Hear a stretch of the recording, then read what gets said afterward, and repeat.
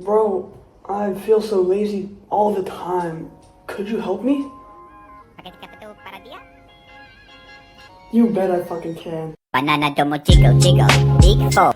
So for my entire life, I was basically always a procrastinator, always delaying the important things that I had to do and the meaningful stuff that would get me to my goals. When I had homework, I would always push it out for later because I would tell myself, oh, that's not important, I'll just go home and play some video games. But really, I didn't know that that would carry on into my everyday life and that it would become a problem that I had to fix. When I found the 3 things that we're going to talk about today, it helped me tremendously. So number 1 is routine.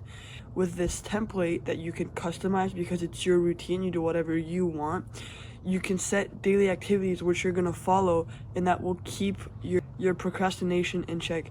You see, when you know what you're going to do and when you have things scheduled, you're much more less likely to procrastinate because you already have your schedule planned in advance.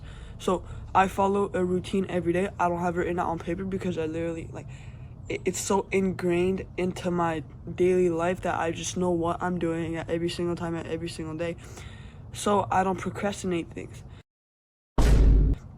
Number 2 is goal setting. You see, people who procrastinate, they don't have a big goal in mind. They don't actually know what they're doing with their lives, what they're doing in the activities that they're procrastinating.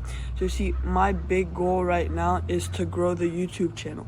Before, I wanted to be a pro soccer player, but I realized that wasn't the way that I wanted to go. And now I'm doing this because I want to help you with self-improvement and becoming a better person. So you see, goal setting is really important because when you have a deep meaningful goal that you really care about, you're much less likely to procrastinate on things that will get you to your goal. Like another small goal setting thing is that when they're gonna do like a study block or a work block, they don't actually have a set goal for that work block. So they just tell myself, oh, I'll do homework when I get home. You have to specify exactly what you're gonna do. You want to set a goal and a time for your work block. So just tell yourself, it's kind of the routine part too. Like at the beginning of the day, if you want to study, tell yourself, when I get home, I will study the exam questions or I will watch this review video and take notes for 30 minutes. When you already know what you're gonna do, like I talked about, you're much less likely to procrastinate. Now, number 3 is actually very interesting.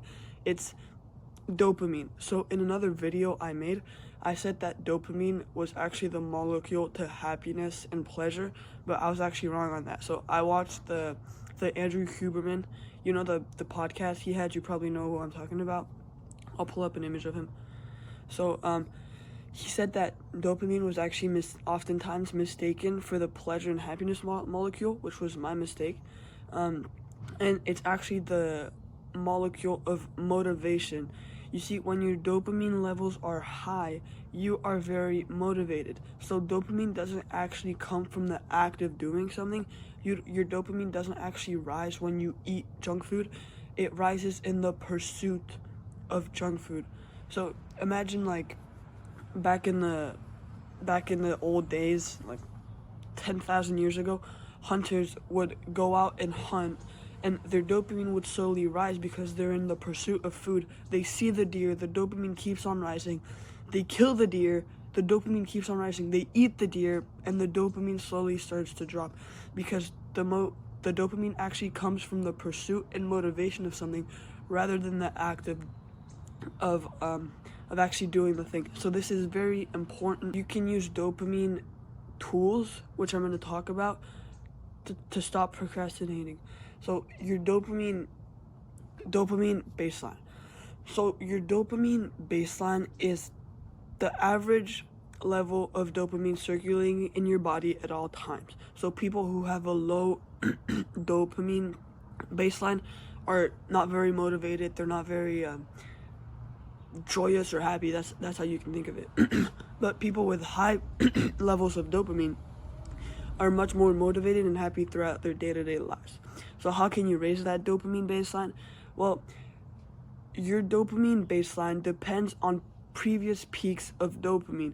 You see, if you're constantly bombarding your brain with cheap dopamine sources like TikTok, uneducational YouTube videos, Netflix, junk food, video games, all those things give you really high peaks in dopamine.